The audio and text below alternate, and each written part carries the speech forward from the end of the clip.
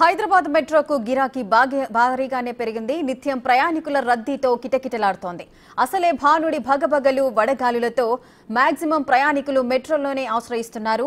Safe గా చల్లగా తొందరగా గమ్యస్థానాలకు చేరుకోవచ్చనే ఉద్దేశంతో ఎంత కష్టమైనా మెట్రోకే ఓటేస్తున్నారు. ఈ మధ్య మెట్రో రైళ్లలో రోజు రోజుకు రద్దీ పెరిగిపోతోంది. ఒకప్పుడు రోజువారీ ప్రయాణికుల సంఖ్య 1,00,000 ఇప్పుడు రోజు సగటున 5 లక్షల మంది దాకా ప్రయాణిస్తున్నారు. ఉదయం సాయంత్రం వేళల్లో అయితే అసలు నిలబడటానికి ప్లేసే ఉండట్లేదు.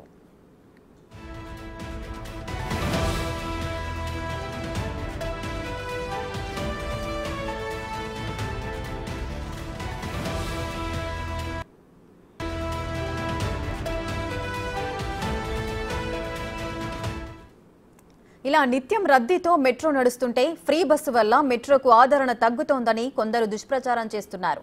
ఈ ప్రచారాన్ని మెట్రో ప్రయాణికులు ఖండిస్తున్నారు. గతంతో పోలిస్తే మెట్రోలో రష్ ఇంకా ఎక్కువైందని, అసలు బోగీలలో ఖాళీగానే ఉండట్లేదని చెబుతున్నారు. మహిళల కోసం కేటాయించిన ఉమెన్స్ స్పెషల్ బోగీలైతే కిక్కిరిసిపోతున్నాయని, జనరల్ బోగీల్లోనూ మహిళలే పెద్ద సంఖ్యలో ఉంటున్నారని పేర్కొంటున్నారు.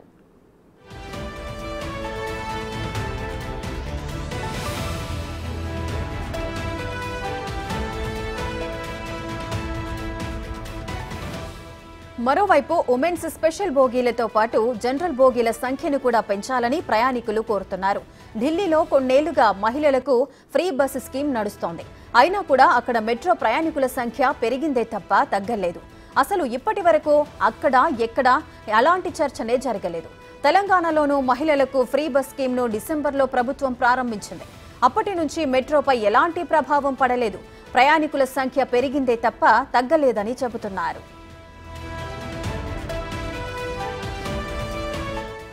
మెట్రోకు మునుపటి కంటే ఎక్కువగా గిరాకీ పెరిగింది. క్రమంగా ప్రయాణికుల సంఖ్య పెరుగుతూ వచ్చింది. ప్రస్తుతం రోజు 4.5 లక్షల నుంచి 5 లక్షల మంది దాకా ప్రయాణిస్తున్నారు. ఈ నెల 1వ తేదీ నాటికి 50 కోట్ల మంది ప్రయాణించినట్లు మెట్రో ఎండీ ఎన్వీఎస్ రెడ్డి తెలియజేశారు.